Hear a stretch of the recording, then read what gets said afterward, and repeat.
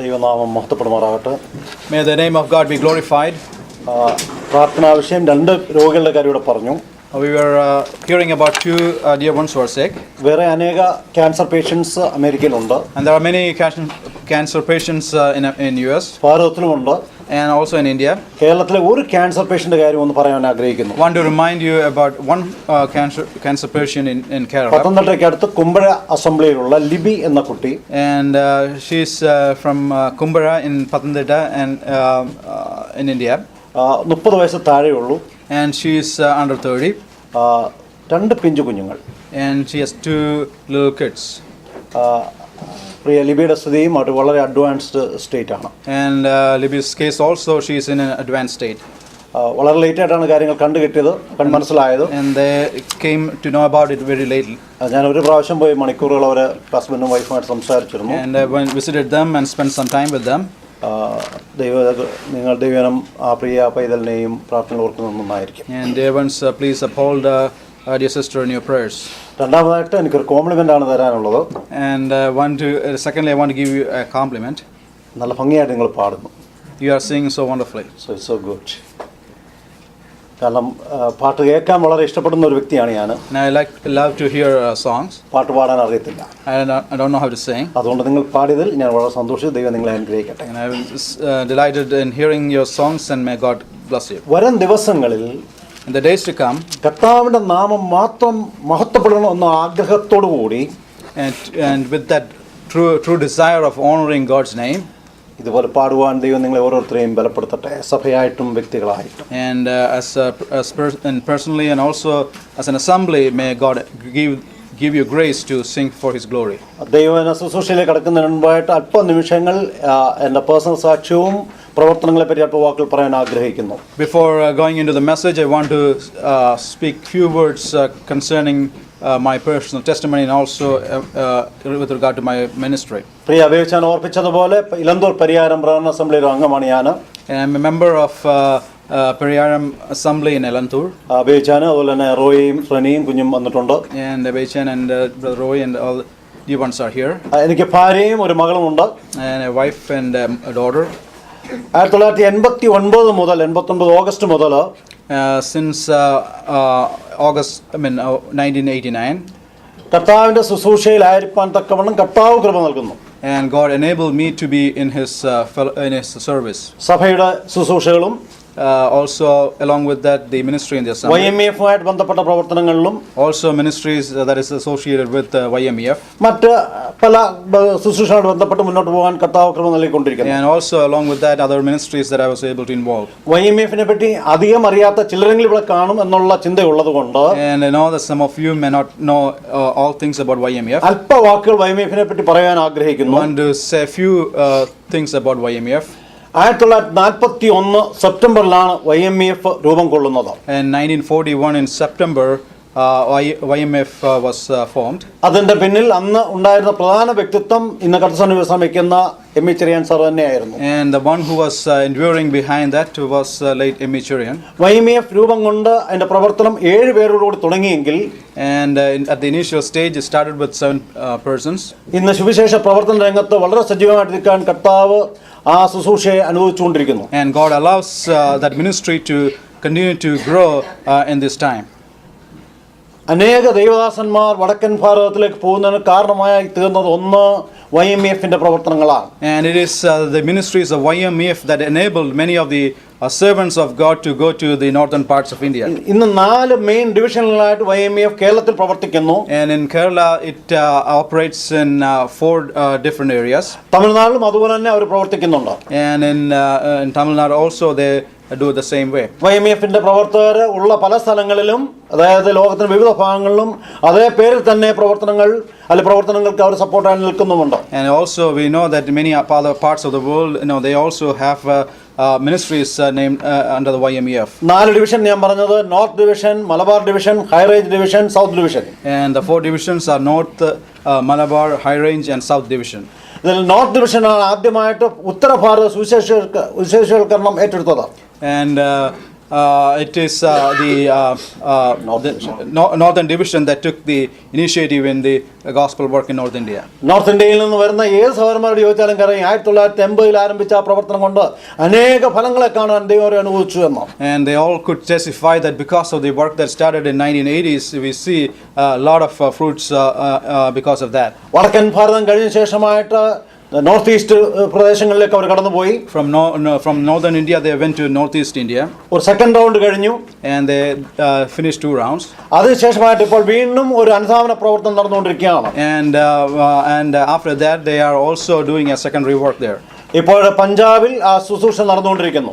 And right now the ministry is going on in Punjab. കഴിഞ്ഞ കാലത്തെ ചരിത്രത്തെ ആയിട്ട് കമ്പയർ ചെയ്യുമ്പോൾ, താരതമ്യം ചെയ്യുമ്പോൾ, when we compare this ministry along with the ministries that was being done earlier, അവർ പറയുന്നത് പഞ്ചാബിലാണ് ഏറ്റവും എതിർപ്പില്ലാതെ കർത്താവിന്റെ വേല ചെയ്യുവാൻ ഇടയായി എന്നുള്ളതാണ്. and their testimony is that they were able to do the ministry in Punjab without many confrontations. YMF south division and YMF South Division തുടങ്ങിയ കാലം തൊട്ട് തന്നെ കേരളത്തിലെ പ്രവർത്തനങ്ങൾക്ക് ഊന്നൽ കൊടുത്തുകൊണ്ടിരുന്നു. and they were instrumental in supporting the work that was going on in Kerala. ആദ്യമായി വിവിധ സ്ഥലങ്ങളിൽ സുവിശേഷ ക്യാമ്പുകളായിരുന്നു. and initially they were conducted camps in various places. അത് കഴിഞ്ഞിട്ട് ക്യാമ്പയിൻ, അതായത് 5-6 മാസം ഒരു സ്ഥലത്ത് താമസിച്ച് പ്രവർത്തിക്കാൻ തുടങ്ങി. and after that they were doing extensive campaigns by concentrating certain places. അന്ന് മുതൽ ഉള്ള ആഗ്രഹമാണ് കേരളത്തിന് പുറത്തേക്ക് പോകണം എന്നുള്ളത്. and since then they had a desire to go out of Kerala. ഞാൻ എൻ്റെ വാക്കുകൾ ചുരുക്കണമല്ലോ. I want to make my words brief. 1999 മാർച്ചിൽ കർണാടകയിലേക്ക് ടീം കടന്നു പോകാൻ ദൈവം കൃപ ചെയ്തു. In 1999 a team was in March team was able to go to the state of Karnataka. 2012 December വരെ അവിടെ ആയിരിക്കാൻ കർത്താവ് കൃപ നൽകി. and till 2012 that team were able to be there. അതിനിടയ്ക്ക് 2 വർഷത്തോളം തമിഴ്നാട്ടിൽ തുടർമാനമായിട്ട് പ്രവർത്തിച്ചു. and in between they were able to concentrate on the state of Tamil Nadu. ഈ സമയങ്ങളിലെ പ്രവർത്തനം കൊണ്ട് and during this time കർണാടകയിൽ മാത്രം 11 ചെറിയ സ്ഥലം സഭകൾ രൂപം കൊള്ളുവാൻ കർത്താവ് കൃപ ചെയ്തു. and God gave grace to have 11 assemblies established in Karnataka. ഒരു സ്ഥലം മാത്രം, ഒരുപക്ഷേ പഠിക്കുന്ന ചിലർക്കെങ്കിലും അറിയാവുന്ന ഒരു സ്ഥലം മാത്രം പറയാം. and I want to mention one place some of you may know. ബാംഗ്ലൂരിൽ നിന്ന് 80 കിലോമീറ്റർ മാത്രം ദൂരമുള്ള Kolar district. there is a district in Kolar that was 80 kilometers from Bangalore. ഒരു കാലത്ത് നമ്മുടെ മിഷനറിമാർ പ്രവർത്തിച്ച സ്കൂളും സഭയും ഉണ്ടായിരുന്ന ഒരു സ്ഥലം. and there was a place where the earlier missionaries were working, and there were schools and other ministries there. എന്നാൽ but ടീം ചെല്ലുമ്പോൾ അവിടെ സ്കൂളുമില്ല, മിഷനറിയും ഇല്ല, സഭയുമില്ല, ഒന്നുമില്ലായിരുന്നു. but this people went there for ministry. They did not see any schools or any other ministries going on there. YMFന്റെ പ്രവർത്തനത്തിന് ശേഷം സഹോദരൻ Ebenezer എന്ന് പറഞ്ഞ ഒരു Suviseshakan കോളാറിലെത്തി. and because of the ministry of the YMF evangelist named Ebenezer, he was able to go there. കർത്താവ് പ്രിയപ്പെട്ടവനെ ഉപയോഗിച്ചു. and God used him. ഒരു ചെറിയ അസംബ്ലി ആദ്യം രൂപം കൊണ്ടു. and he was able to form a small assembly. ഇത് മനസ്സിലാക്കിയ ബാംഗ്ലൂരിലുള്ള Wilson garden assembly എന്ന് പറഞ്ഞ അസംബ്ലി സപ്പോർട്ടുമായിട്ട് രംഗത്ത് വന്നു. and the Wilson Garden Assembly they also came forward to support them. പ്രിയദൈവനെ സ്തോത്രത്തിന് അറിയാൻ ഓർപ്പിച്ചോട്ടെ, ഇപ്പൊ 3 സഭകൾ കോലാർ ജില്ലയിലുണ്ട്. and in the district of Kolar there are 3 assemblies presently. ഒരു സഭയുടെ കാര്യങ്ങൾ 2 വാക്കിൽ പറയാം. I want to mention about one assembly in two sentences. Bidar ജില്ലയിൽ ബസ്വാക്കാല്യ എന്ന് പറഞ്ഞൊരു ജില്ല താലൂക്ക് ഉണ്ടായിരുന്നു. and there was a taluk called Biswakilya. അവിടെ RSSകാരുടെ കോട്ടയാണ്. and there is a center for RSS people. എന്നാൽ അവിടെ നിന്നൊരു വക്കീല് ഗുൽബർഗ് എന്ന സ്ഥലത്തേക്ക് വരുവാനിടയായി. and from that an advocate from that place came forward. കർത്താവ് ഈ തുക്കൂറാമിനെ വിളിച്ചു വേർതിരിച്ചു. and God has separated this Tukudar for his ministry. ഈ തുക്കൂറാമിൽ കൂടെ അവിടെ ഒരു സ്ഥലം സഭ രൂപം കർത്താവ് കൃപ ചെയ്തു. and through this Tukuram God is working, and he was able to establish his assembly.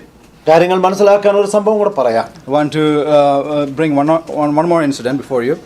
Personal ഇഷ്യൂസിന്റെ വെളിച്ചത്തിലാണെങ്കിലും maybe it may be because of the personal issues. ബീദറിലുള്ള നമ്മുടെ ഒരു സഹോദരനെ ഈ സമയത്ത് വൈരാഗ്യങ്ങൾ കൊന്നു. and there was one of the servants were martyred there. അങ്ങനെയുള്ള സ്ഥലമാണ് Karnataka. And that is the condition of the place. മാത്രമല്ല, Not only that, യേശുക്രിസ്തു എന്ന പേര് കേൾക്കാത്ത മില്യൺസ്, ദശലക്ഷക്കണക്കിന് ആളുകൾ പാർക്കുന്ന ഒരു സംസ്ഥാനമാണ് Karnataka. and Karnataka, we need to know that there is a place where millions of people have not heard about the name Jesus. ഒരിക്കൽ പോലും യേശു എന്ന നാമം കേൾക്കാത്ത അനേകർ കർണാടകയിൽ ഇന്നുമുണ്ടോ? And even today there are millions of people who have never heard the word Jesus. അങ്ങനെ അനേകരെ കാണുവാൻ ഇടയായിട്ടുണ്ട് കഴിഞ്ഞ 12 വർഷക്കാലം. And last 12 years we were able to see many people in this regard. ഇപ്പോൾ ടീം പുതുച്ചേരി പോണ്ടിച്ചേരിയിൽ പ്രവർത്തിക്കുന്നു. And this team is now stationed at Pondicherry. ഈ പ്രവർത്തനങ്ങളെ ഓർത്ത് ദൈവം പ്രാർത്ഥിക്കുക. And dear ones, please pray for these ministries. കഴിഞ്ഞ നാളുകളിൽ ഇത്ര അനുഗ്രഹമായി ഈ ശുശ്രൂഷ മുന്നോട്ട് പോകാൻ ഇടയായെങ്കിൽ, If God has allowed us to continue the ministry in the past days, നിങ്ങളുടെ പ്രാർത്ഥന, ദൈവത്തിന്റെ പ്രാർത്ഥന മാത്രമാണ് അതിന് കാരണമായത്. and it is the prayer of the saints that has enabled us to continue that. ഒരുപക്ഷേ നിങ്ങൾ ചിന്തിച്ചേക്കാം, ഈ പ്രവർത്തനങ്ങൾക്ക് സാമ്പത്തിക ആവശ്യമില്ലേ എന്ന്. You may be wondering, do we need to support these ministries? ഏതാണ്ട് 50,000 രൂപയോളം ഒരു മാസം ചിലവാകാറുണ്ട്.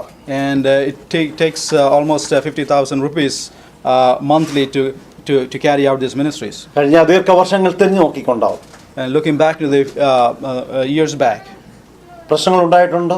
there were many problems. വാഹനം അടിച്ച് തകർക്കപ്പെട്ടിട്ടുണ്ട്. Many times the vehicles were vandalized. Case ഉണ്ടായിട്ടുണ്ട്. There were cases. സഹോദരന്മാർ വളരെ വളരെ ക്രൂരമായി മർദ്ദിക്കപ്പെട്ടിട്ടുണ്ട്. And they were severely beaten, many of the servants. എന്നാൽ ഇന്നും ഈ പ്രവർത്തനം മുന്നോട്ട് പോകാൻ കർത്താവ് കൃപ ചെയ്യുന്നു. And it is God by His grace enabling us to continue this great ministry. എനിക്ക് ഒരേ ഒരു അപേക്ഷ മാത്രം. I have only one request. ഈ ശുശ്രൂഷകളെ തുടർന്ന് നിങ്ങളുടെ പ്രാർത്ഥനയിൽ ഓർക്കുക. And you continue to remember these ministries in your prayers. ഭാരതത്തിന്റെ സുവിശേഷവൽക്കരണം എന്നുള്ളത് നമ്മുടെ ഉത്തരവാദിത്തമാണ്. It is our responsibility to carry out the ministry, gospel ministries in India. ഭാരതത്തിന്റെ മാത്രമല്ല, ഇവിടുത്തെയും സുവിശേഷ ഉത്തരവാദിത്തം നിങ്ങളെ ദൈവം ഏൽപ്പിച്ചിരിക്കുകയാണ്. And God has given you the responsibility also concerning the ministries here in US. നമുക്ക് പ്രാർത്ഥിക്കാനായിട്ട് സാധിക്കും. We can pray for that. നിങ്ങൾ പ്രാർത്ഥിക്കുമോ? Would you pray for that? നിങ്ങൾ പ്രാർത്ഥിച്ചാൽ ദൈവം അത്ഭുതം പ്രവർത്തിക്കും. If you pray, God will do wonders. തീർച്ചയായിട്ടും. Certainly. കഴിഞ്ഞ കാലങ്ങളിൽ ആ നിലയിൽ കർത്താവിൽ ചെയ്ത പ്രവർത്തനങ്ങൾ വ്യർത്ഥമെല്ലാം നേരിട്ട് അനുഭവിക്കാനിടയായതുകൊണ്ട് പ്രിയപ്പെട്ടവരെ, നിങ്ങളുടെ പ്രാർത്ഥനയെ മാത്രം ചോദിച്ചുകൊണ്ട് നമുക്ക് വചന ശുശ്രൂഷയിലേക്ക് കടന്നു വരാം. Knowing that the effort and toil that has been put forward in the last many years has been not in vain, I again put this request before you for your prayers. സമയത്തിന്റെ പരിമിതി കൊണ്ട് വേദഭാഗങ്ങൾ എല്ലാം വായിക്കാൻ ഞാൻ ആഗ്രഹിക്കുന്നില്ല. Due to the limitation of time, I don't want to read all the portions. ചില വാക്യങ്ങൾ ഞാൻ പറയുന്നത് പെട്ടെന്ന് സഹോദരന്മാർ ആരെങ്കിലും വായിച്ച് സഹായിക്കുന്നത് നന്നായിരിക്കും. And and I encourage you to read us and help me these verses. ഞാൻ എടുക്കുന്ന എല്ലാ പോർഷൻസും നമുക്കെല്ലാം കാണാപ്പാടം അറിയാവുന്ന കാര്യങ്ങളാണ്. And all the portions that we are going to consider, already know it by heart. ഈ അടുത്ത കാലങ്ങളിൽ ഒരു പ്രത്യേക വേദഭാഗം വായിച്ചപ്പോൾ ദൈവത്തിന്റെ ആത്മാവ് ചില കാഴ്ചപ്പാടുകൾ തന്നതുകൊണ്ട് ആ വിഷയത്തെ ആസ്പദമാക്കി അല്പവാക്കുകൾ സംസാരിക്കാനാണ് ഞാൻ ആഗ്രഹിക്കുന്നത്. And recently I was able to read some portions, and God has revealed certain things to me, and based on that I want to share with you. നിങ്ങൾക്കറിയാം, ഞാനൊരു വേദപണ്ഡിതനോ ആ നിലയിൽ പ്രസംഗകനോ ഒന്നുമല്ല. I'm not a good preacher or a scholar, biblical scholar. എന്നാൽ ഞാൻ പലപ്പോഴും വേദപുസ്തകം വായിക്കുമ്പോൾ ചില വാക്യാംശങ്ങൾ, ചില വാക്കുകൾ എന്റെ ഹൃദയത്തിലേക്ക് ആഞ്ഞു പതിക്കും. And as when I was reading some of the portions, in certain times some of the words would struck deep into my heart. ആ വാക്കുകളല്ലെങ്കിൽ ആ വാക്യശകലം ഞാൻ എൻ്റെ മനസ്സിൽ എപ്പോഴും കൊണ്ടു നടക്കും. And I would carry that the word in my heart always. എവിടെ പോയാലും ആ കാര്യം ഞാൻ ഇങ്ങനെ മെഡിറ്റേറ്റ് ചെയ്തുകൊണ്ടിരിക്കും. And wherever I go, I continue to meditate on that. എൻ്റെ ഉപബോധ മനസ്സിൽ അത് കിടക്കും. And it will be still in my heart. അങ്ങനെ ഇരിക്കുമ്പോൾ ദൈവത്തിന്റെ ആത്മാവ് തെല്ലുന്ന അരുളപ്പാടുകളാണ് ഞാൻ പലപ്പോഴും വചനശുശ്രൂഷയ്ക്കും മറ്റുള്ള സമയത്തൊക്കെ ഉപയോഗിക്കാറുള്ളത്. And during those times, whatever the message God gives me, that would I use for the ministry of God's word. 2 ആഴ്ച മുമ്പേ വായിച്ച ഒരു വേദഭാഗത്തിൽ ഒരു വാക്യം പെട്ടെന്ന് തന്നെ സ്ട്രൈക്ക് ചെയ്തതാണ് ഞാൻ ഇന്നിവിടെ സംസാരിക്കാനായിട്ട് ആഗ്രഹിക്കുന്നത്. 2 weeks back I was reading, and one of those verses struck me, and that's the verse I want to put before you this morning. എന്നാൽ അതിനു മുമ്പായിട്ട് Before that, കഴിഞ്ഞ ദിവസം the other day, ഞാൻ നിങ്ങളെ കൊണ്ട് വായിപ്പിച്ച ഒരു വേദവാക്യമുണ്ട്. ആ വാക്യം ഒന്നുകൂടി വായിക്കണം. Isaiah chapter 40 verse 12. Isaiah 40 verse 12 that we have considered. തന്റെ ഉള്ളംകൈകൊണ്ട് വെള്ളം അളക്കുകയും ചാണകന്റെ ആകാശത്തിന്റെ പരിമാണം എടുക്കുകയും ഭൂമിയുടെ പൊടി നാഴിയിൽ കൊള്ളിക്കുകയും പർവ്വതങ്ങൾ വെള്ളിക്കോൽ കൊണ്ടും കുന്നുകൾ തുലാസിലും തൂക്കുകയും ചെയ്തവൻ ആർ? കഴിഞ്ഞ ദിവസം ഈ വാക്യം ഞങ്ങൾ വായിച്ചിരുന്നു. And last night we read this particular verse. ദൈവത്തിന്റെ മഹത്വത്തെ ഒന്ന് ചൂണ്ടിക്കാണിക്കാൻ വേണ്ടിയാണ് ആ വാക്യം ഇന്നലെ വായിച്ചത്. I read this verse to point out the glory of God before you. ഈ വാക്യം വായിച്ച ഒടുവിലും ഈ വാക്യം തന്നെ വായിച്ചായിരിക്കും ഞാൻ എൻ്റെ മെസ്സേജ് ക്ലോസ് ചെയ്യുന്നത്. And I want to read again this verse and would at the end of the message. ഞാൻ എടുക്കാൻ ഉദ്ദേശിക്കുന്ന വിഷയം എന്ന് പറയുന്നത് the vision, our vision. What do we see and how do we see things around us in our life and our vision of our opponents? അതായത് മലയാളത്തിൽ പറയാം അങ്ങനെ. നമ്മുടെ ജീവിതത്തിൽ നമ്മുടെ ദർശനം എങ്ങനെ ഇരിക്കുന്നു, നാം എങ്ങനെ കാര്യങ്ങളെ കാണുന്നു, എങ്ങനെ കാര്യങ്ങൾ നാം വീക്ഷിക്കുന്നു, നമുക്കെതിരെ പ്രവർത്തിക്കുന്നവർ ചിന്തിക്കുന്നവരെ നാം എങ്ങനെ കാണുന്നു, ഈ നിലയിലുള്ള കാര്യങ്ങളെപ്പറ്റി നമ്മുടെ വിഷൻ എങ്ങനെ, നമ്മുടെ ദർശനം എന്തോ. The message that I'm going to put before you is concerning what is our vision, especially to those who would come contrary to us, and what would we think about them, and what is our vision. മാത്രമല്ല, not only that, നമ്മുടെ ദർശനം അല്ലെ നമ്മുടെ കാഴ്ചപ്പാട് അങ്ങനെ ഇരിക്കുമ്പോൾ, and since our vision is in that way, ദൈവവുമായിട്ട് നാം ബന്ധപ്പെട്ട് ദൈവത്തിൽ കൂടെ കാര്യങ്ങൾ നാം കാണുമ്പോൾ ഉണ്ടാകുന്ന വ്യത്യാസങ്ങൾ എന്തല്ല. And if we are looking at through the eyes of God, and we are looking at on the basis of the God's desire, what would be the difference in that? അത് ഞാൻ പറഞ്ഞ 2-3 വ്യക്തികളുടെ ജീവിതത്തിൽ കൂടെയും പ്രത്യേക ഒരു സംഭവത്തിന്റെ കൂടെയാണ് ഞാൻ വെളിപ്പെടുത്താൻ ആഗ്രഹിക്കുന്നത്. I want to bring before you through the life of a few people. ഒന്നാമതായിട്ട് നമുക്ക് മോശയുടെ ജീവിതത്തിലേക്ക് പോകാം. Firstly, let's go to the life of Moses. മോശയുടെ പുറപ്പാട് പുസ്തകം 3-ാം അധ്യായം 1-14 വാക്യങ്ങളിൽ, Exodus 3 and verses 1 to 12, we read about Moses. 1-14 വരെയുള്ള ഭാഗങ്ങളിൽ 1 to 14. നമുക്കറിയാം മോശയുടെ ജീവിതത്തിൽ സംഭവിക്കുന്ന കാര്യം നമുക്കറിയാം. We know what is happening in the life of Moses. മോശയുടെ ജീവിതത്തിലേക്ക് നാം ഒന്ന് മടങ്ങി പോകുമ്പോൾ, if you go back to the life of Moses, ഫറവോന്റെ കൊട്ടാരത്തിൽ രാജകുമാരനായി അഥവാ അടുത്ത ഭരണാധികാരിയായി വാണിരുന്ന അല്ലെ ജീവിക്കുന്ന മോശസ്. And if you think about Moses, he was living in the palace along with Pharaoh, and he would be promoted as the next Pharaoh. അങ്ങനെ ജീവിക്കുന്ന കാലത്ത് മോശസ് ഏത് നിലയിൽ പ്രവർത്തിച്ചു? And being in that condition, in that position, how he was moving forward? നമുക്കറിയാം അന്ന് മോശ ചെയ്ത കാര്യം നമുക്കറിയാം. We know what he did during that time. തന്റെ സഹോദരനും ഒരു മിസ്രൈമിനോട് വഴക്കുണ്ടായപ്പോൾ മിസ്രൈമിനെ ഒരൊറ്റ അടിക്ക് കൊന്ന് മണ്ണിൽ കുഴിച്ചിടുവാൻ തക്കം ശക്തനായിരുന്നു മോശ. We know the strength of Moses. When an Egyptian and Israelite were having confrontation, he struck and killed the Egyptian, and that's the strength that Moses had. അനീതി കണ്ട് സഹിക്കുവാൻ കഴിവില്ലാത്തൊരു മോശ. Moses, when he saw some unrighteousness, he was not able to stand before that. അനീതിയെ തന്റെ കായിക ശക്തി കൊണ്ട് നേരിടുന്ന മോശ. And we see Moses who is confronting unrighteousness with his own personal strength. ഒട്ടും ക്ഷമയില്ലാത്ത മോശ. We see an impatient Moses. പ്രശ്നങ്ങൾ പരിഹരിക്കുവാൻ തന്റെ ഊക്കിൽ മാത്രം ആശ്രയിച്ച മോശ. And to solve the problems, he was putting his strength into play. എന്നാൽ ദൈവം അവനെ അവിടെ നിന്ന് ഓടിക്കുന്നു. But he see that God is driving him. Midian മരുഭൂമിയിലെത്തുന്നു. And he is going to the plains of Midian. Midian മരുഭൂമിയിലെത്തിയതിനു ശേഷം കാണുന്ന കാഴ്ച. And we see the vision that he had when he wasn't there. അതാണ് നമ്മൾ പുറപ്പാട് പുസ്തകം 3-ാം അധ്യായം 1-ോട്ടുള്ള വാക്യങ്ങളിൽ വായിച്ചു വരുന്നത്. And that's the portion that we read in Exodus chapter 3 verse 1 onwards. ആ ഭാഗങ്ങളെല്ലാം അറിയാവുന്ന വേദവാക്യങ്ങൾ വായിക്കാൻ ഞാൻ സമയം എടുക്കുന്നില്ല. I want to take time to read those because we already know about it. Even കുട്ടികൾക്ക് പോലും അത് അറിയാമെന്ന് ഞാൻ വിശ്വസിക്കുകയാണ്. I believe that even the small young ones knows about it. ആടിനെ മേയിച്ചുകൊണ്ട് അവിടെ ഇരിക്കുന്ന മോശ കാണുന്ന കാഴ്ച. And Moses, who was feeding the flock, what the vision that he had. ഭയങ്കരമായ ഒരു തീയാണ് കാണുന്നത്. He was seeing that flame. അഗ്നി കാണുന്നു, തീ കാണുന്നു. And he is seeing that fire. പക്ഷേ ചെടികൾക്കൊന്നും സംഭവിക്കുന്നില്ല. But nothing is happening to the bushes. അവിടെ നിന്നുകൊണ്ട് മോശയെ വിളിക്കുന്ന ദൈവം. And in the midst of that, God is calling Moses. മോശയെ ദൈവം വിളിക്കുകയാണ്. And God is calling Moses. മോശയെ വിളിച്ചിട്ട് വലിയൊരു ഉത്തരവാദിത്തം മോശയെ ഏൽപ്പിക്കുകയാണ്. And calling Moses, God is giving a great responsibility. ആ സംഭവത്തിൽ കൂടെ ദൈവം ആരാണെന്ന് മോശയ്ക്ക് ദൈവം വളരെ വ്യക്തമായിട്ട് വെളിപ്പെടുത്തി കൊടുക്കുകയാണ്. And through that incident, God is revealing Himself to Moses what kind of person God is. മാത്രമല്ല, Not only that, നാം ആ ഭാഗം ശ്രദ്ധിച്ചു വായിക്കുമ്പോൾ and when we carefully read that passage, മോശയുടെ ഒന്നുമില്ലായ്മ ഏറ്റുപറയുന്ന ഒരു മോശയെ നമുക്കവിടെ കാണുവാൻ സാധിക്കുന്നുണ്ട്. we see Moses is confessing his inadequacy before God. ഒരു നിമിഷം നാം കഴിഞ്ഞ സംഭവം ഓർത്തു നോക്കിക്കേ.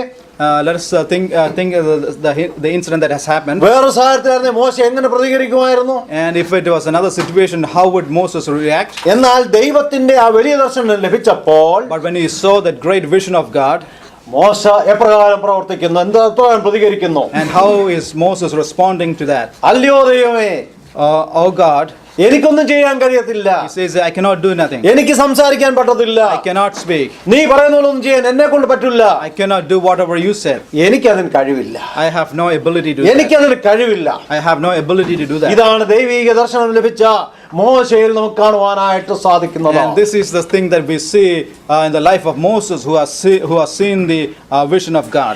ഈ ദർശനം മോശയ്ക്ക് ഉണ്ടായത് കൊണ്ടാണ് And having seen this vision before Moses, മോശയിൽ ഈ വലിയ മാറ്റം ഉണ്ടാകുവാൻ കാരണമായി തീർന്നത്. and that's why we see the great change happening in the life of Moses. അങ്ങനെ വലിയ മാറ്റം ഉണ്ടായത് കൊണ്ടാണ് And since that change is already taking place, Israel ജാതിയെ പോലെ ഒരു ജാതിയെ മിസ്രയീമിൽ നിന്ന് പുറപ്പെടുവിച്ച് കനാനോളം എത്തിക്കുവാൻ മോശയ്ക്ക് ഇടയായി തീർന്നത്. and that's why Moses was able to deliver people like the children of Israel from Egypt and to take them to the land of promise. ഞാൻ അങ്ങനെ പറയാം, ഇസ്രായേൽ ജനതയെ പോലെ ഒരു ജാതി എന്ന് പറയാൻ പ്രത്യേക കാരണമുണ്ട്. There's a reason why I said people like the Israelites. മിസ്രയീമിൽ നിന്ന് പുറപ്പെട്ട നാൾ തുടങ്ങി മോശയ്ക്കെതിരായിട്ടും ദൈവത്തിനെതിരായിട്ടും അവർ പ്രവർത്തിച്ച കാര്യങ്ങൾ ഒന്നിനു പുറകെ ഒന്നായിട്ടും കാണാൻ സാധിക്കും. We see all the things that these people were doing against Moses one by one ever since they started from Egypt. എന്നാൽ But ഈ സാഹചര്യം ഒക്കെ മനസ്സിലാക്കി അത്രമാത്രം ക്ഷമയോടുകൂടി അവരെ ഒരു ജൈത്രയാത്ര നടത്തുവാൻ തക്കവണ്ണം മോശയ്ക്കിടയായി തീർന്നു. and Moses was able to lead the children of Israel in spite of all the things that they were putting against Moses and God. He was patient, with all patience he was able to lead the children of Israel. എന്തുകൊണ്ടാ? Why? ദൈവത്തിന്റെ ആ ദിവ്യ ദർശനം കൊണ്ടാണ്. Because he had the revelation of God. ദൈവത്തിന്റെ മഹത്വം അവന് ദർശിക്കുവാനിടയായി He was കഴിഞ്ഞു. able to see the glory of God. ദൈവം അവനോട് പറയുന്ന ഒരു പ്രത്യേക വാക്യശകലം ഞാൻ കഴിഞ്ഞ ദിവസം ഓർപ്പിച്ചത് എന്റെ ഓർമ്മ ശരിയാണെങ്കിൽ, And if my memory is correct, I've already mentioned something. ദൈവം തന്നെ പരിചയപ്പെടുത്തുന്നത് എങ്ങനെയാണ്? How did God introduce himself? ഞാനാകുന്നവൻ ഞാനാകുന്നു. He said, I am that I am. സാധാരണ കുട്ടികൾക്ക് ക്ലാസ് എടുക്കുകയാണെങ്കിൽ ഞാൻ ഇപ്രകാരം പറയാറുണ്ട്, And if I was teaching young children, I would say something like this. നിങ്ങൾക്ക് ദൈവത്തിനോട് എഴുത്തെഴുതാൻ താല്പര്യമുണ്ടെങ്കിൽ If you want to write a letter to God, ദൈവത്തിനൊരു അഡ്രസ് ഉണ്ട്. there's an address for God. ഈ അഡ്രസ് വേറെ ആർക്കുമില്ല. And nobody else has that address. എന്താണ് address എന്നറിയാമോ? What is that address? ഞാനാകുന്നവൻ ഞാനാകുന്നു. And his address is I am that I am. പ്രിയപ്പെട്ടവരെ, ഈ ഒരൊറ്റ കാര്യം എൻ്റെ ഉള്ളിൽ കടന്നു വരാവുന്നുണ്ടെങ്കിൽ, നമ്മുടെ ഉള്ളിൽ കടന്നു വരാവുന്നുണ്ടെങ്കിൽ, ദൈവത്തെ പറ്റി ഈ വലിയ ദർശനം എനിക്ക് നിങ്ങൾക്ക് ഉണ്ടാകാമെങ്കിൽ, And if that thought of God and his person would come into our heart, നമ്മുടെ ജീവിതത്തിൽ സമ്പൂർണമായ പരിവർത്തനവും മാറ്റവും ഉണ്ടാകും. and there would be a total change in our life. മോശയുടെ ജീവിതത്തിൽ ഇതുണ്ടായി. And we see that already happened in the life of Moses. ഉണ്ടായതുകൊണ്ട് എന്താ സംഭവിക്കുന്നത്? മോശയെ പറ്റി ദൈവം എന്ത് പറയുന്നു? And what God says about Moses because of the change that has happened in his life. സംഖ്യാപുസ്തകം 12-ാം അധ്യായം 3-ാം വാക്യം ഒന്ന് വായിക്കാം. Numbers 12:3. രണ്ട് വാക്യം വായിച്ചാൽ ഉപകാരമായിരിക്കും. 12-ന്റെ 3-ഉം 7-ാം വാക്യവും. മോശ എന്ന പുരുഷനോ ഭൂതലത്തിലുള്ള സകല മനുഷ്യരിലും അതിസൗമ്യനായിരുന്നു. എന്റെ ദാസനായ മോശയോ അങ്ങനെയല്ല. അവൻ എന്റെ കൃഷത്തിലൊക്കെയും വിശ്വസ്തൻ ആകുന്നു. 3 കാര്യങ്ങൾ മാത്രം ഒറ്റ വാചകത്തിൽ പറഞ്ഞു പോകാൻ ഞാൻ ആഗ്രഹിക്കുന്നു. I want to mention 3 things in connection with this. മറന്നു പോകരുത് മോശ ആരായിരുന്നു എന്ന്. We should never forget who Moses was. അതേ മോശയെ പറ്റി ദൈവത്തിന് പറയാനുള്ള സാക്ഷ്യം And what is the testimony of God concerning the same Moses? പ്രിയപ്പെട്ടവരെ, മറന്നു പോകരുത്, ഈ സാക്ഷ്യം പറയുന്നത് ഭാര്യയല്ല, അപ്പനല്ല, അമ്മയല്ല, സഹോദരന്മാരല്ല, ബന്ധുക്കളല്ല, അയൽക്കാരല്ല, മറിച്ച് സ്വർഗത്തിലെ ജീവനുള്ള ദൈവമാണ്. The testimony that is said about him is not any of his relatives, his father or mother or his wife or anybody, but it is God. മോശ ഭൂതലത്തിലൊക്കെയുള്ള മനുഷ്യരിലും ഏറ്റവും സൗമ്യനെന്ന് പറയുന്നൊരു ദൈവം. There's a God who testifies that Moses is the meekest person upon the face of the whole ഞാൻ world. അതിന്റെ background പശ്ചാത്തലത്തിലേക്കൊന്നും പോകാൻ ഞാൻ ആഗ്രഹിക്കുന്നില്ല. I won't go into the background of എനിക്ക് that. സമയമില്ല, നിങ്ങൾക്കത് അറിയാവുന്ന ഞാൻ വിശ്വസിക്കുകയാണ്. And I believe that you already know about it. രണ്ട്, എന്റെ ദാസനാണ് മോശ. Secondly, God says he is my servant. ദൈവം പറയുകയാണ് എന്റെ ദാസനാണ് മോശ. God is saying he is my servant.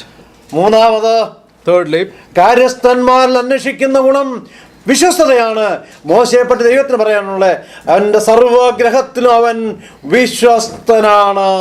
and we know that what is expected on in the activities of a steward is faithfulness, and we see God is saying that same kind of faithfulness in the life of Moses. ഞായറാഴ്ച യോഗത്തിൽ വരുന്ന കാര്യത്തിൽ മാത്രമല്ല, Not only in the coming for the Sunday meeting, രാവിലെയും വൈകിട്ടും കുടുംബ പ്രാർത്ഥന നടത്തുന്ന കാര്യത്തിൽ മാത്രമല്ല, not only in the morning and even prayer, ദശാംശവും അതിൽ കൂടുതൽ കൊടുക്കുന്ന കാര്യത്തിൽ മാത്രമല്ല, not only in tithing and also in other areas.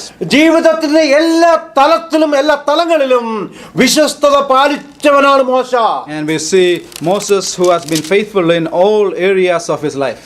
പ്രിയപ്പെട്ടവരെ, സ്വർഗത്തിലെ ദൈവം എന്നെ നിങ്ങളെ നോക്കി ഈ സാക്ഷ്യം പറയണമെങ്കിൽ ദൈവത്തെ പറ്റിയുള്ള വലിയ ദർശനം നമുക്ക് ഉണ്ടാകണം. If God would want to says this exactly the same testimony in our life, we should have the same vision that Moses had in his life. ദൈവം ആഗ്രഹിക്കുന്നുണ്ടോ അത്? Does God desire in our life that? തീർച്ചയായിട്ടും. Certainly. മോശയെ പറ്റി ഈ നിലയിൽ പറയാൻ ദൈവം ആഗ്രഹിച്ചുവെങ്കിൽ, അഥവാ പറഞ്ഞുവെങ്കിൽ, എന്നെ പറ്റിയും നിങ്ങളെ പറ്റിയും അതേ കാര്യങ്ങൾ പറയുവാൻ ആഗ്രഹിക്കുന്ന ഒരു കർത്താവ് സ്വർഗത്തിൽ ജീവിക്കുന്നു. ദൈവത്തിന് സ്തോത്രം. Praise God that there's the same God who was able to see such a change in the life of Moses. He also expressed the same kind of change in our life. ദൈവം നമ്മെ സഹായിക്കട്ടെ. May God enable us. ഒരു നിമിഷം നമുക്ക് തിരിഞ്ഞു നോക്കാം. Let us look back. എന്റെ ജീവിതത്തിൽ എന്റെ കർത്താവിന് എന്നെ നോക്കി സൗമ്യം എന്ന് പറയാൻ കഴിയുമോ? Does God would look into our life and would he be able to say that I am weak? എന്റെ കർത്താവിന് എന്നെ നോക്കി എന്റെ ദാസൻ എന്ന് ദൈവം എന്നെ പറ്റി പറയുമോ? Would God be able to look into our life and say that I am God's servant? എന്റെ കർത്താവ് എന്നെ നോക്കി അവൻ സർവത്തിലും വിശ്വസ്തനെന്ന് പറയാൻ സാധിക്കുമോ? Would my God be able to look in my life and say I am faithful before God? മോശ. Moses. ഇനി അടുത്തതായിട്ട് നമുക്ക് വേറെ ഭാഗത്തേക്ക് വരാം. Let's come to another portion. ഞാൻ ആ വാക്യം വായിച്ചപ്പോഴാണ് എന്റെ മനസ്സിലേക്ക് ചിന്ത വന്നത്. And I was reading that this thought came into my heart. സംഖ്യാപുസ്തകം 13 അധ്യായം Numbers 13. അതിന്റെ 33 വാക്യത്തിന്റെ അവസാന ഭാഗ്യം മാത്രം വായിച്ചാൽ മതിയാവും. At verse 33 and the last portion. ഞാൻ തന്നെ വായിക്കാം. ഞങ്ങൾ വെട്ടുക്കിളികളെ പോലെ തോന്നി, അവരുടെ കാഴ്ചയ്ക്കും ഞങ്ങൾ അങ്ങനെ തന്നെ ആയിരുന്നു. ഞാൻ റിപ്പീറ്റ് ചെയ്യുന്നു, ഞങ്ങൾക്ക് തന്നെ ഞങ്ങൾ വെട്ടുക്കിളികളെ പോലെ തോന്നി. We were in our own sight as grasshoppers, and so we were in their sight. എന്നാൽ ഒരു വാക്യം കൂടെ ചേർത്ത് വായിക്കുക. 14 അധ്യായം 8 വാക്യം. Also, 7 8 കൂടി ചേർത്ത് വായിക്കുക. another verse from chapter 14 and verse 7 and 8. Israel മക്കളുടെ സർവ്വസഭയോടും പറഞ്ഞു തന്നാൽ, ഞങ്ങൾ സഞ്ചരിച്ച് ഉറ്റുനോക്കിയ ദേശം എത്രയും നല്ല ദേശമാകുന്നു. യഹോവ നമ്മെ പ്രസാദിക്കുന്നെങ്കിൽ അവൻ നമ്മെ പാലും തേനും ഒഴുകുന്ന ആ ദേശത്തേക്ക് കൊണ്ടു ചെന്ന് നമുക്കത് തരും. Thank you dear.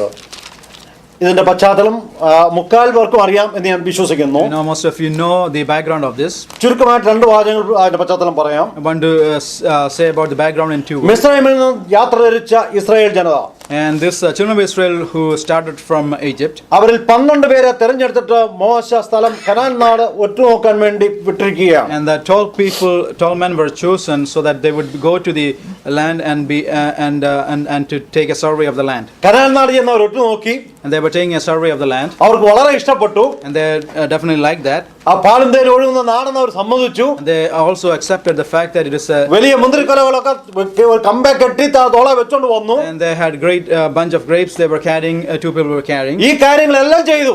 and they did all these things. ഈ കാര്യങ്ങളെല്ലാം വളരെ ഉത്തരവാദിത്തത്തോടും വിശ്വസ്തയോടും ചെയ്തു. They were with all responsibility and faithfulness they were able to do that. പക്ഷേ But ആ കനാൻ നാട്ടിലെ അനാക്യ മല്ലന്മാരെ അവർ കണ്ടത് അവരുടെ ദൃഷ്ടികൾ കൊണ്ടാണ്. and they saw these giants in the land of this Anak, then they were able to see by their own sight, രണ്ടുപേരൊഴികെ, except two people. യോശുവയും കാലേബും ഒഴികെ ബാക്കിയുള്ള 10 പേരും അവർക്ക് അവിടുത്തെ ആളുകളെ കണ്ടത് അവരുടെ ദൃശ്യമാണ്, അവരുടെ കാഴ്ചപ്പാടിലാണ് കാണുന്നത്. Except those two people, the others, they were able to see those giants through their own vision. അതുകൊണ്ടാണ് അവർ പറയുകയാണ്, അല്ലയോ ജനമേ, അല്ലയോ മോശേ, ഞങ്ങൾ വെറും വെട്ടുക്കിളികളാ. And because of that they say, then we are just like grasshoppers before them.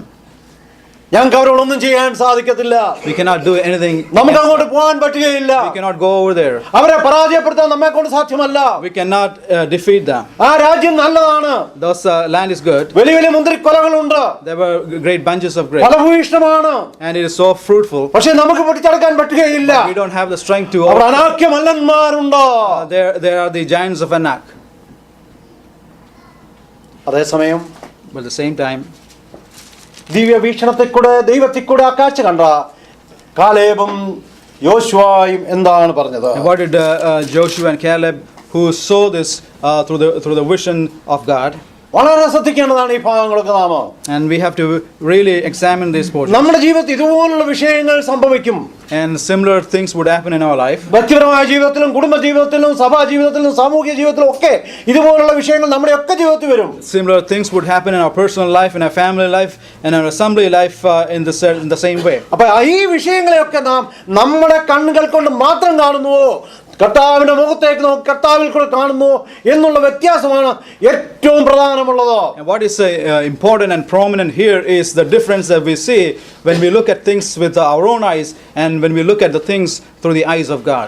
ജനം മുഴുവനായിട്ട് മോശയ്ക്കും അഹരോനുമെതിരെ തിരിയുകയാണ്. And all these people were turning against Moses and Aaron. ദൈവത്തിനെതിരായിട്ട് അവർ സംസാരിക്കാൻ തുടങ്ങി. They began to speak against God. ഞങ്ങൾ മിസ്രൈമിൽ കിടന്നുകൊള്ളുവാനല്ലോ. And it would have been better for us to remain in Egypt. എന്തിനാണ് ഞങ്ങളെ ഇങ്ങോട്ട് കൊണ്ടുവന്നത്? Why did you brought us over here? ഈ സമയത്ത് യോശുവയും കാലേബും തങ്ങളുടെ വസ്ത്രം കീറിക്കൊണ്ട് ജനത്തിന്റെ മധ്യത്തിലേക്ക് കടന്നു ചെല്ലുകയാണ്. And there we see Joshua and Caleb coming before the people, rending their clothes. ഒരു കാര്യം അവിടെ വളരെ വ്യക്തമായിട്ട് മനസ്സിലാക്കണം. The one thing we need to carefully understand. യോശുവയും കാലേബും ശക്തന്മാരെ ആളുകളാണെങ്കിലും അവരുടെ ശക്തിയെ പറ്റി ഒരു വാക്ക് പോലും അവർ പറയുന്നില്ല. Even though we know that Joshua and Caleb, they were certainly strong men, but they are not speaking about their own strength, not even a word here. വളരെ വ്യക്തിപരമുള്ള കഴിവുറ്റ നേതാക്കന്മാരാണ് അവർ. പക്ഷേ അവരുടെ കഴിവിനെ പറ്റി ഒരു വാക്ക് പോലും ഈ രണ്ടുപേരും പറയുന്നില്ല. They were strong leaders, but they did not speak a word concerning their own strength. എന്താണ് നമ്മളിവിടെ വായിച്ചത്? അവർക്ക് പറയാനുള്ള ഇത്ര മാത്രമാണ്, യഹോവ നമ്മിൽ പ്രസാദിക്കുന്നുവെങ്കിൽ. What they are saying here is that if the Lord delight in us, യഹോവ നമ്മിൽ പ്രസാദിക്കുന്നുവെങ്കിൽ, if God delight in us, കോട്ടകളെ പിടിച്ചെടുക്കുവാൻ നമുക്ക് സാധിക്കും. and God will enable us to overcome the fortress. നമ്മുടെ മുമ്പിൽ എന്തെല്ലാം വിഷയങ്ങൾ വരാറുണ്ട്. And there are many things that would come in our life. ആ വിഷയങ്ങൾ കടന്നു വരുമ്പോൾ നാം ദൈവസന്നിധിയിൽ ദൈവത്തെ കൂടെ വിഷയങ്ങളെ കാണുവാൻ ശ്രമിക്കുമോ? When those things come in our way, we need to look at it through the vision that we have through God. നമ്മുടെ ശക്തിയിൽ നാം ആശ്രയിക്കുകയാണെങ്കിൽ, if we are putting our trust in our own personal strength, നമ്മുടെ കഴിവിൽ നാം ആശ്രയിക്കുകയാണെങ്കിൽ, if we are putting our strength in our own strength, നമ്മുടെ ഏതെങ്കിലും കാര്യങ്ങൾ നാം ആശ്രയിക്കുകയാണെങ്കിൽ, and if we are focusing on any of our things, നാം എന്തായിട്ട് മാറുമെന്ന് അറിയാമോ? and what would it turn us into? വെട്ടുക്കിളികളായിട്ട് മാറും. We will be turned as grasshoppers. ഒരു വെട്ടുക്കിളിയാകാൻ ആരും ആഗ്രഹിക്കുന്നുണ്ടോ? Nobody wants to be a grasshopper. സംഭവിക്കുന്നത്. But it could happen. എന്നാൽ ദൈവം നമ്മിൽ പ്രസാദിച്ചെങ്കിൽ, but if God delights in us, ദൈവമേ, God, നിന്റെ പ്രസാദം ലഭിച്ചിരുന്നുവെങ്കിൽ, if your delight would come നിനക്ക് upon us, ഹിതമായിരുന്നെങ്കിൽ, if it's your will, ആ വെട്ടുക്കിളി ആകാതെ we will not be that grasshopper. നമുക്ക് ശത്രുവിനെ കീഴടക്കാനായിട്ട് സാധിക്കും. And we will be able to overcome the enemy.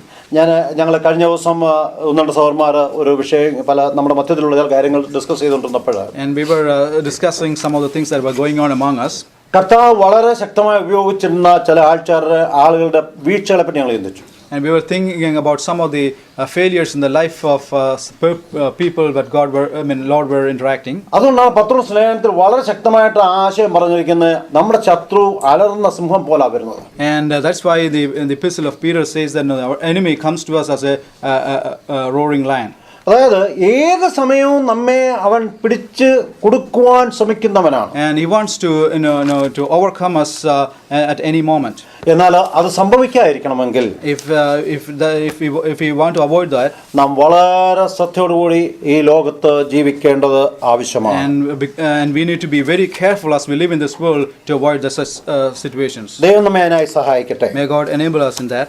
നമ്മൾ വളരെ വ്യക്തമായ ഒരു കാര്യം മനസ്സിലാക്കണം, നമ്മുടെ ദർശനം നമ്മുടെ കർത്താവിൽ കൂടെ ആയിരിക്കണം. But we need to carefully understand this point that our vision should be through God. അപ്പോൾ ഞാൻ ആദ്യം ഒരു വ്യക്തിയുടെ കാര്യം പറഞ്ഞു. First I said about an individual. മോശ. It was Moses. രണ്ടാമത് ഒരു വിഷയത്തോട് ബന്ധപ്പെട്ട് പറഞ്ഞു. Secondly, concerning a theme. രണ്ട് വ്യക്തികളെ കൂടെ ചുരുക്കമായിട്ട് അവതരിപ്പിക്കാൻ എൻ്റെ മുൻപിൽ ഉള്ള സമയം കൊണ്ട് ഞാൻ ശ്രമിക്കാം. And there were two more persons in the limited time that we have. അത് നമുക്കറിയാവുന്ന സംഭവങ്ങളും വ്യക്തികളുമാണ്. And those are things that we already know. അവിടെയൊക്കെ നമുക്ക് ഒരുപാട് കാര്യങ്ങൾ സ്വയമായിട്ട് ധ്യാനിച്ച് എടുക്കാനായിട്ട് സാധിക്കും. And there also we can meditate many things concerning that. ഞാൻ ഒരു ഔട്ട്ലൈൻ മാത്രം തന്നെ നിങ്ങൾക്ക് ദൈവസന്നിധിയിൽ ഇരുന്നിട്ട് കാര്യങ്ങൾ ചിന്തിപ്പാനായിട്ട് ഭാവിയിൽ ഇടയാകട്ടെ. And I just want to bring present before you an outline, and later on you can expand. ദാവീദിന്റെ ജീവിതത്തിലേക്ക് നമുക്കൊന്ന് മടങ്ങിച്ചെല്ലാം. Let's come to the life of David. 1 ശമൂവേൽ 17 അധ്യായം. 1 Samuel 17. 1 ശമൂവേൽ 17 അധ്യായത്തിൽ നാം കാണുന്നത് ഫിലിസ്തീൻ സൈന്യവും ഇസ്രായേൽ സൈന്യവും നിൽക്കുന്ന ഒരു കാഴ്ചയാണ്. And there we see in 1 Samuel 17 we see one side the army of Philistines, and we see the children of Israel on the other side. ആ സംഭവം ഇരിക്കുന്ന കൊച്ചു കുട്ടികൾക്ക് പോലും ഓർമ്മയുള്ളത് കൊണ്ട് ഞാൻ ആ ഭാഗത്തേക്ക് പോകുന്നില്ല. And even the little kids also know about this story.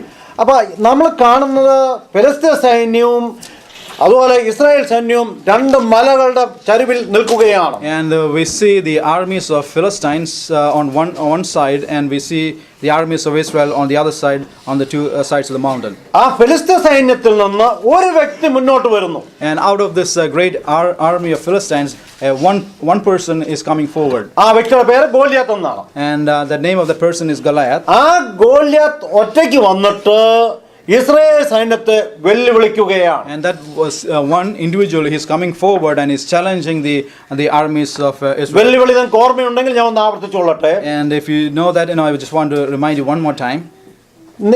എന്നോട് പടപൊരുതുവാൻ നിങ്ങളിൽ ഒരുവൻ മുന്നോട്ട് വരട്ടെ. And his demand was to fight against me. I want one person to come forward. ഈ വെല്ലുവിളി എത്ര ദിവസം തുടർന്നു? And how long this challenge was going on? 40 ദിവസം. And it was continuing for 40 days. ഞാൻ ഒരു വാക്യം നിങ്ങളെ കൊണ്ട് അവിടെ വായിപ്പിച്ച് ഒരു ആശയം അവിടെ കൊണ്ടുവരാൻ I ആഗ്രഹിക്കുന്നു. want to read one portion and bring up 17 അധ്യായം 26 വാക്യത്തിന്റെ ഞാൻ തന്നെ വായിക്കാം. 26 വാക്യത്തിന്റെ ലാസ്റ്റ് പാർട്ടാണ്. അതായത് 1 ശമൂവേൽ 17 26 ലാസ്റ്റ് പോർഷൻ. ജീവനുള്ള ദൈവത്തിന്റെ സേനകളെ നിന്ദിപ്പാൻ ഈ അഗ്രധർമ്മിയായ ഫെലിസ്ത്യൻ ആർ എന്ന് പറഞ്ഞു. For who is this uncircumcised Philistine that he should defy the armies of the living God? 26 അതായത് 17 അധ്യായം 26 വാക്യം വരെ നിങ്ങൾ വായിച്ചേ ഒരൊറ്റ പ്രാവശ്യമെങ്കിലും ദൈവം എന്നൊരു പ്രയോഗം നിങ്ങൾക്ക് കാണാൻ സാധിക്കുന്നുണ്ടോ? If you read the prior verses till 25, we don't see the word God. നമുക്കറിയാം യഹോവയാൽ അഭിഷക്തനായ ശൗലും, and we know Saul, who was anointed by the Lord, Israel സൈന്യങ്ങളോട് നിൽക്കുന്നതോ, and also the armies of Israel were standing there. അവരുടെ മുമ്പിൽ വലിയൊരു പ്രശ്നം ഉണ്ടായി. And they have a great problem before them. വലിയൊരു ശത്രു അവരെ നേരിടാൻ തയ്യാറായി നിൽക്കുകയാണ്. There's a great enemy standing before them and challenging. എന്നാൽ ആ ശത്രുവിനെ നേടുവാനായിട്ട് അവർ ഒരുങ്ങുവാൻ ദൈവസന്നിധിയിലേക്ക് കടന്നു ചെല്ലുന്ന രംഗം നമുക്ക് കാണുവാൻ കഴിയുന്നില്ല. But we don't see these people coming before God and getting guidance from God to face the situation. Israel ജനതയ്ക്ക് വളരെ വ്യക്തമായിട്ട് അറിയാം യുദ്ധം ചെയ്യുന്നത് യഹോവയുടെ യുദ്ധമാണെന്നും യഹോവയാണ് യുദ്ധം ചെയ്യുന്നത് അവർക്ക് വ്യക്തമായിട്ട് അറിയാം. And we know that the children of Israel fully knew that it was God who was fighting for them and they have to depend on God. എന്നാൽ ആ 26-ാം വാക്യം വരെ വായിക്കുമ്പോൾ ദൈവസന്നിധിയിൽ ഇരുന്നുകൊണ്ട് ദൈവത്തോട് കരയുന്ന ഒരു ഇസ്രായേൽ ജനതയോ രാജാവിനെയോ കാണുവാൻ നമുക്ക് സാധിക്കുന്നില്ല പ്രിയപ്പെട്ടവരെ. But in the prior verses we don't see a people who is crying to God or a king who is seeking the counsel of God to face this enemy. എന്നാൽ ഇവിടെ ഒരു കൊച്ചു പയ്യൻ വരിക. And we see a little boy coming forward. ആ കൊച്ചു പയ്യനെ പറ്റി പല വിശേഷങ്ങളും നമുക്ക് കാണാൻ സാധിക്കും. We know great qualities of this boy. ആ കൊച്ചു പയ്യൻ വന്നിട്ട് അവന് പറയാനുള്ള ഒന്നാമത്തെ കാര്യം എന്താണ്? ജീവനുള്ള ദൈവത്തിന്റെ. And what he was presenting before them is about the living God. ആ കൊച്ചു പയ്യൻ അറിയായിരുന്നു ഒരു ദൈവം ജീവനോടുണ്ട്, ജീവനുള്ള ഒരു ദൈവമുണ്ട്. ആ ദൈവത്തിൽ ആശ്രയിക്കാൻ തക്കവണ്ണം നമുക്ക് കഴിയും. അവനിൽ ആശ്രയിച്ചാൽ നമുക്ക് വിജയിക്കാൻ സാധിക്കുമെന്ന് ആ കൊച്ചു പയ്യൻ അറിയാമായിരുന്നു. This small boy, he knew that when we trusted in God, when we trust in the living God, he would certainly give us the victory. പ്രിയപ്പെട്ടവരെ, നാം അത് വിശ്വസിക്കുന്നുണ്ടോ? Dear ones, do we believe that? ഒരുപക്ഷെ നിങ്ങൾ ചോദിച്ചേക്കാം, ഞങ്ങൾ ദൈവവിശ്വാസികളല്ലേ, ഞങ്ങൾ ബ്രദറുകാരല്ലേ, ഞങ്ങൾക്ക് ദൈവത്തിൽ വിശ്വാസമില്ലയോ എന്ന്. Maybe you ask us, we are believers and do we have trust in God? Corinth സഭയിലെ വിശ്വാസികളെ നോക്കി അപ്പോസ്തലനായ പൗലോസ് എന്താ ചോദിക്കുന്നത്? Looking at the believers in Corinth, what the apostle Paul says. നിങ്ങൾ വിശ്വാസത്തിൽ ഇരിക്കുന്നുവോ? And he says, you have to examine, are you in faith? ഈ ദാവീദിന് ജീവനുള്ള ദൈവത്തിൽ വിശ്വാസമുണ്ടായി.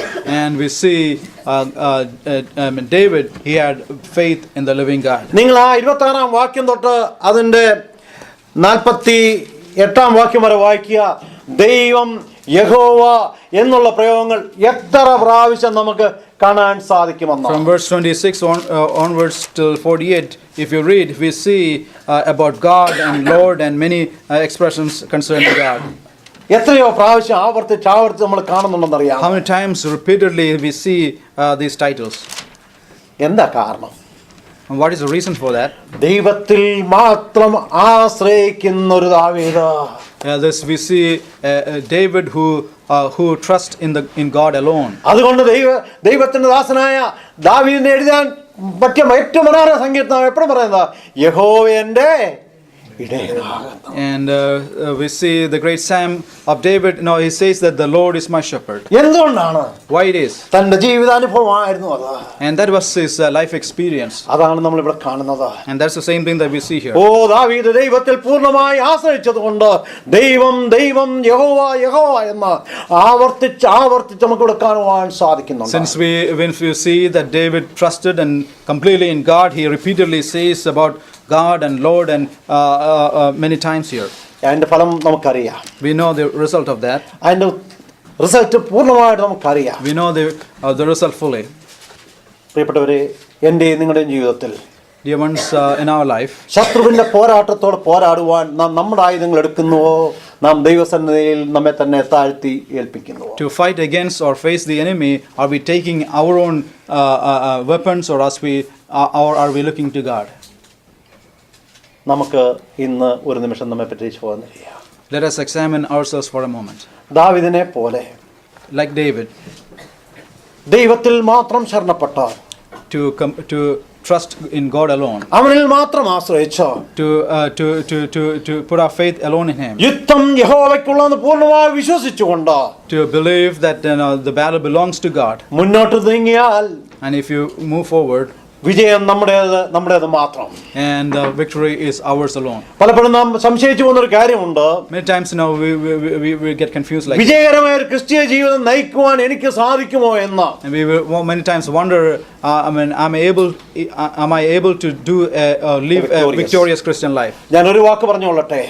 Let me tell one word. നമ്മുടെ ശക്തിയിൽ നാം ആശ്രയിക്കുകയാണെങ്കിൽ, If we are trusting in our own strength, നമ്മുടെ സൈന്യത്തിന്റെ ശക്തിയിൽ നാം ആശ്രയിക്കുകയാണെങ്കിൽ, if we are trusting in the strength of our armies, നാം പൂർണ്ണമായി പരാജയപ്പെടും. and we will be utterly defeated. എന്നാൽ ദാവീദിനെ പോലെ But on the other side, that's like that. ഓ, ദൈവത്തിൽ ആശ്രയിച്ചുകൊണ്ട് to trust in God, ഒരു കല്ലുമായിട്ട് മുന്നോട്ട് ഓടിയാൽ and if we pick up a stone and we Sat- go forward, ശത്രുവിനെ എറിഞ്ഞു വീഴ്ത്തുവാൻ ഒരു പ്രയാസം ഉണ്ടാകില്ല. and we will not have any difficulty to bring down the enemy. നമ്മിൽ മാത്രം ആശ്രയിച്ചുകൊണ്ട് If we are trusting in our own strength, വടിയും വാളുമായിട്ട് മുന്നോട്ട് പോയാലും and if we have the sword and staff and we go forward, നാം പരാജയപ്പെടും. and we will be defeated. കർത്താവ് ഒരിക്കലും അത് ആഗ്രഹിക്കുന്നില്ല. God never expects from കർത്താവ് നമ്മെ പറ്റി ആഗ്രഹിക്കുന്ന ഒരു വിജയകരമായ ജീവിതമാണ്. what God expects from us is a victorious Christian life. ദൈവം നമ്മെ സഹായിക്കട്ടെ. May God enable us, ദാവീദിനെ പോലെ just like David, വിജയകരമായ ഒരു ക്രിസ്ത്യ ജീവിതം നയിപ്പാൻ to live a victorious Christian life. ദൈവം നമ്മെ അനുവദിക്കട്ടെ. May God enable us.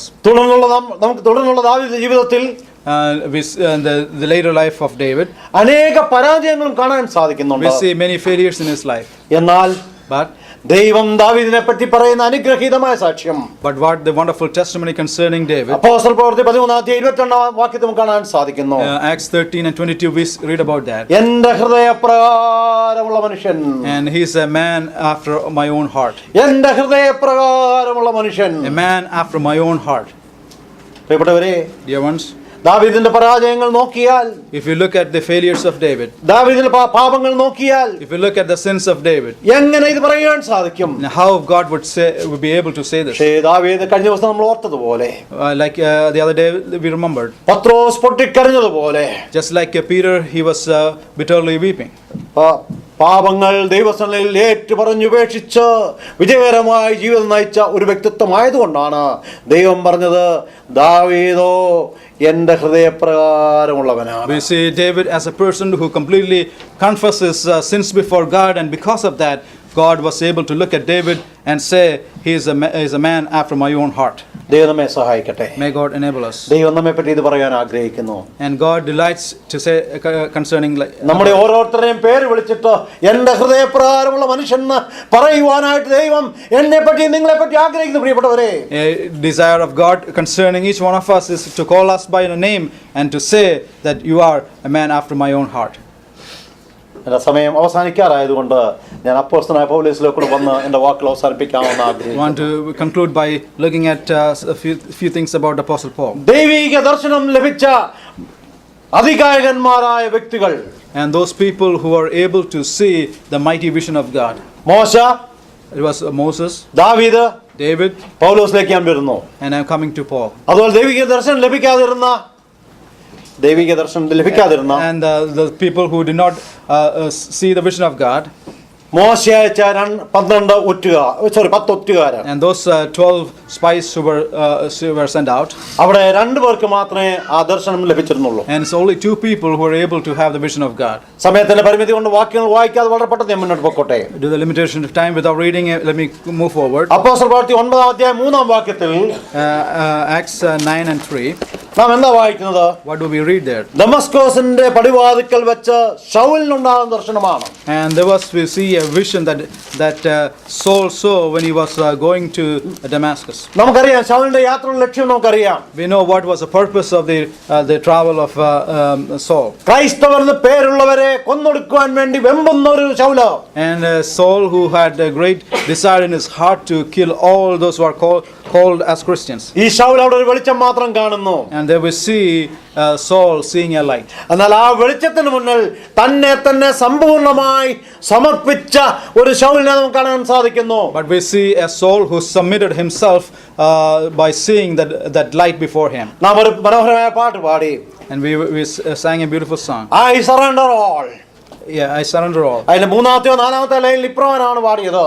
And we said in that sang in that song, എന്റെ സ്വയത്തെ, എന്നിലെ ഈഗോയെ, എന്നിലെ അഹത്തെ ഞാൻ പൂർണ്ണമായി സമർപ്പിക്കുന്നു എന്ന് നാം ഏറ്റുപാടി. And there we sang that in all myself I surrender before God. ശൗലിന്റെ ജീവിതത്തിൽ ഈ ചെറിയ വെളിച്ചം കണ്ടപ്പോൾ, ഒരു വെളിച്ചം കണ്ടപ്പോൾ തന്നെ സമ്പൂർണ്ണമായി ദൈവത്തിന്റെ കരങ്ങളിൽ സമർപ്പിക്കാൻ ഇടയായി തീർന്നു. And here we see Saul, when he saw that light before him, he completely surrendered himself before God. എന്നാൽ ആ ചെറിയ വെളിച്ചമായിട്ട് അവിടെ അവശേഷിക്കുന്നില്ല. We don't see that that little light, it will not remain as little light. ആ വെളിച്ചം ഒരു വലിയ വെളിച്ചമായിട്ട് 22-ാം അധ്യായത്തിൽ നമ്മൾ കാണുന്നു. And the same light we see is a great light. അപ്പോസ്തലപ്രവൃത്തി 22-ാം അധ്യായം 9-ാം വാക്യത്തിലേക്ക് വരുമ്പോൾ ആ വെളിച്ചം ഒരു വലിയ വെളിച്ചമായി മാറി പൗലോസിന്റെ ജീവിതത്തിൽ. And when we come to chapter 22, we see that light has become a great light in the life of Apostle Paul. ശൗലായിട്ട് Saul അവശേഷിക്കുന്നില്ല. He did not remain as Saul. ശൗലിൽ വലിയ മാറ്റം ഉണ്ടായി. We see a great change happening. വലിയ മാറ്റങ്ങൾ അവന്റെ ജീവിതത്തിൽ ഉണ്ടായി. We see tremendous changes taking place in his life. ദൈവത്തെ പറ്റിയുള്ള ദർശനം ലഭിച്ചതുകൊണ്ട് അവന്റെ ജീവിതത്തിൽ വന്ന വലിയ മാറ്റം.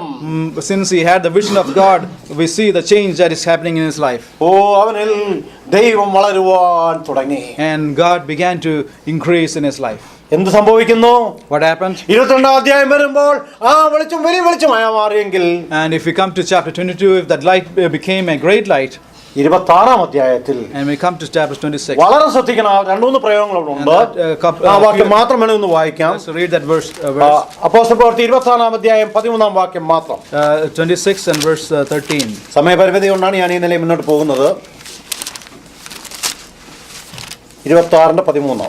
നട്ടുച്ചെന്ന് ഞാൻ വഴിയിൽ വെച്ച് സൂര്യന്റെ പ്രകാശത്തെ കവിഞ്ഞോര് വെളിച്ചം ആകാശത്ത് നിന്ന് എന്നെയും എന്നോടുകൂടെ യാത്ര ചെയ്യുന്നതിനെ ചുറ്റി പ്രകാശിക്കുന്നത് കണ്ടു. 2-3 പ്രയോഗങ്ങളുണ്ട്. ഒന്ന്, ഈ വെളിച്ചം നട്ടുച്ചയ്ക്കാം. And we see it was midday that they saw that light. അപ്പോൾ നട്ടുച്ചയ്ക്കാണ് സൂര്യൻ ഏറ്റവും കൂടുതൽ ശക്തമായി പ്രകാശിക്കുന്നത്. And we know that sun brightens is fullest at the midday. എന്നാൽ ആ നട്ടുച്ചയ്ക്ക്, and in that midday, സൂര്യപ്രകാശത്തെ കവിയുന്നൊരു പ്രകാശം, he was able to see a light that was beyond and above the brightness of sun. പ്രിയപ്പെട്ടവരെ, dear ones, പൗലോസിന്റെ ജീവിതത്തിന്റെ അന്ത്യകാലങ്ങൾ അടുത്തോടുകൂടി തന്റെ ജീവിതത്തിൽ ആ വെളിച്ചം സൂര്യപ്രകാശത്തെ കവിയുന്ന വെളിച്ചമായി മാറി. And as the days goes by, we see that little light that he saw, he is speaking about it as the light that is above the brightness of the sun. നമുക്ക് രക്ഷിക്കപ്പെട്ടിട്ട് എത്രയോ വർഷങ്ങളായി. Now, how many years have passed since we have been saved? 50 വർഷം, Maybe 50. അതിൽ കൂടുതലുള്ളവരുണ്ട്. Maybe more than that. 10 വർഷം, Maybe 10. 25 വർഷം, 25. 5 വർഷം, 5 years. 2 വർഷം. 2 years. ഇതിനോട് ശേഷമായിട്ട് എത്ര മാറ്റം, എത്ര രൂപാന്തരം, എത്ര വളർച്ച, ദൈവത്തെ പറ്റിയുള്ള അറിവ് എത്രമാത്രം എന്നിലും നിങ്ങളിലും ഇതുപോലെ ഉണ്ടായിട്ടുണ്ട്. And how far we are able to increase in the knowledge of God as the days progress in our spiritual life and come to a stage as Apostle Paul experienced. നമുക്കൊരു നിമിഷം നമ്മെ തന്നെ ചോദ്യം ചെയ്യാം. Let's examine ourselves for a moment. അതുകൊണ്ട് പൗലോസിന് എന്ത് സംഭവിച്ചു? And what happened because of that? ഫിലിപ്പിലെ എനിക്ക് ഇപ്രകാരം പറയാൻ സാധിക്കുന്നു. I could say something like this in the book of Philippians. ക്രിസ്തു യേശുവിന്റെ പരിജ്ഞാനത്തിന്റെ ശേഷ നിമിത്തം സകലത്തെയും ചപ്പും ചവറും എണ്ണുവാനായിട്ട് കാരണമായി തീർന്നു. And because of the knowledge of Christ, he considered everything as done. ലോകത്തെയും ലോകത്തിലുള്ളതിനെയും ലോകത്തിലെ മഹിമയും മറ്റും അങ്ങനെയുള്ള എല്ലാ കാര്യങ്ങളെയും ചപ്പും ചവറും എണ്ണണമെന്ന് സാധിക്കണമെന്നുണ്ടെങ്കിൽ ദൈവത്തെ പറ്റിയുള്ള ഈ ദർശനം സൂര്യപ്രകാശത്തെ കവിയുന്നതായി തീരണം. And if you want to say everything is a loss for Christ, just like Apostle Paul, now we need to have a vision that just like Apostle Paul had, to see that light that is above and beyond the brightness of the sun. പൗലോസിന്റെ ആഗ്രഹം അവസാനിച്ചോ? Did Paul's desire end there? ഫിലിപ്പിലെ 3-ാം അധ്യായം 10-ാം വാക്യത്തിൽ നാം ഒരു minute അവർ വാക്യം നിർത്തട്ടെ. Philippians chapter 3 and verse 10. Let me take one verse, dear brothers. Just hold me 1 minute.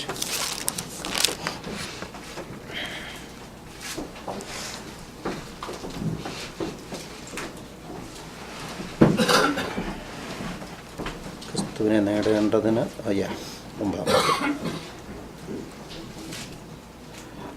നമ്മൾ 8-ാം വാക്യത്തിൽ വായിക്കുന്നത് എൻ്റെ കർത്താവ് ക്രിസ്തുവിനുള്ള പരിജ്ഞാനത്തിൻ്റെ ശ്രേഷ്ഠ നിമിത്തം എന്ന് നമ്മൾ വായിക്കുന്നുണ്ട്. Therefore for the excellency of the knowledge of Christ Jesus my Lord. എന്നാൽ 9-ാം വാക്യം വരെ നമ്മൾ വായിക്കുന്നത്, and സോറി അതെ 9-ാം വാക്യത്തിൽ ഞാൻ ക്രിസ്തുവിനെ നേടേണ്ടതിന്, that I may win Christ. End of verse 8. അതായത് 8-ാം വാക്യം നാം വായിക്കുമ്പോൾ When we read chapter verse 8, ഒരുപക്ഷെ നമുക്ക് തോന്നിയേക്കാം ദൈവത്തെ പറ്റി പൂർണ്ണമായ അറിവ് പൗലോസ് ലഭിച്ചു എന്നോ We may not think that he didn't have the complete knowledge of God. എന്നാൽ 9-ാം വാക്യത്തിലേക്ക് വരുമ്പോൾ And we come to verse 9. എന്താ പൗലോസിന്റെ ആഗ്രഹം? What was his desire? I wanted to ദൈവത്തെ പറ്റി കർത്താവിനെ പറ്റി എനിക്ക് കൂടുതൽ അറിയണം. I want to know more about God. കർത്താവിനെ പറ്റി കൂടുതൽ അറിയണം. I need to know more about our Lord. മോശയിലേക്ക് ഒരു വാക്കുകൂടെ പറഞ്ഞ് എൻ്റെ വാക്യം അവസാനിപ്പിക്കാം. And going back to Moses, and one word I would close. പുറപ്പാട് പുസ്തകം Exodus 33:13. 33 and 13. അത് ഒന്ന് വായിക്കുന്ന ഉപകാരമായിരിക്കും. പുറപ്പാട് 33:13. 33 and 13.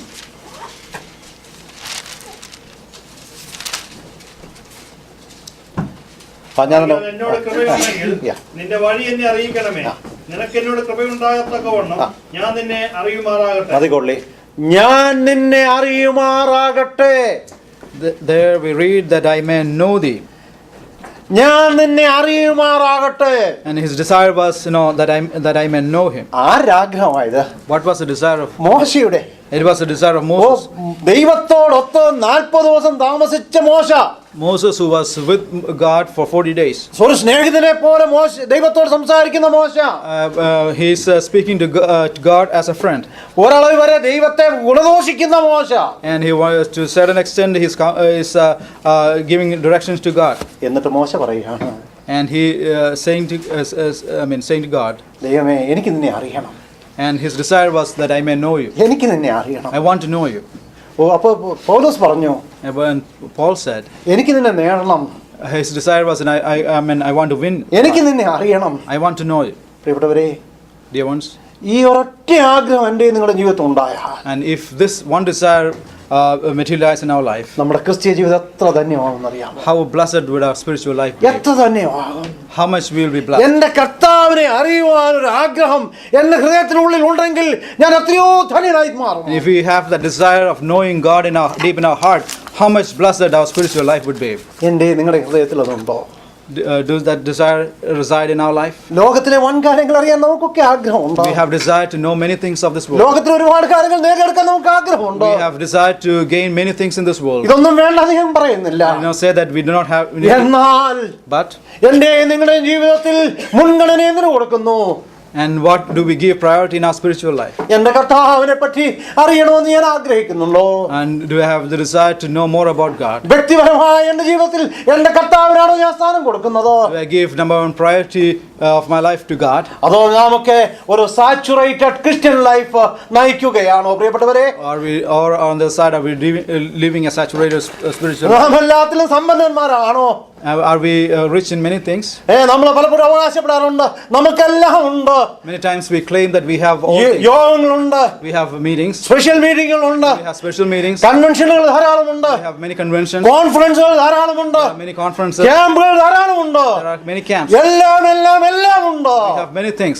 പക്ഷേ കർത്താവുണ്ടോ? Do we have Lord? കർത്താവുണ്ടോ? Do we have Lord? കർത്താവിനെ അറിയാൻ ഒരു ആഗ്രഹമുണ്ടോ? Do we have a desire to know Lord? മോശയ്ക്കുണ്ടായിരുന്ന ആഗ്രഹം. And that desire Moses had. മോശയ്ക്കുണ്ടായിരുന്നു. And Moses had the desire. പൗലോസിൽ നമ്മളത് കാണുന്നു. We see in the life of Paul. നമ്മുടെ ജീവിതത്തിൽ ഉണ്ടായാൽ, If that happens in our life, നമ്മുടെ ജീവിതത്തിൽ ഉണ്ടെങ്കിൽ if it is in our life, ദൈവം നമ്മെ സഹായിക്കട്ടെ. may God enable us. ഇതിങ്ങനെ അവസരം സഭയ്ക്കുള്ള നന്ദി അറിയിച്ചുകൊണ്ടും Extend my thanks to the assembly.